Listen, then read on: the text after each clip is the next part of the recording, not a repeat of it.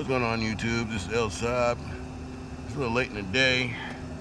Daylight standard time and all, and just wanted to make another video. This is the Slash 4x4 Ultimate. This one has the L-Top special motor system in it. And lately it hadn't been running right, so I took it apart and tried to figure out what's wrong with it.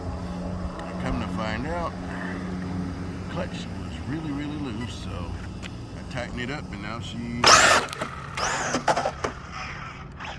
good to go.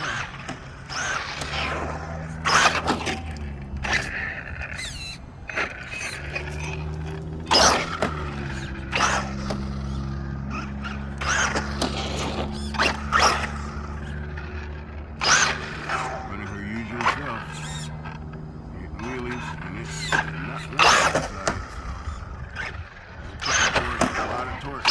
There we go.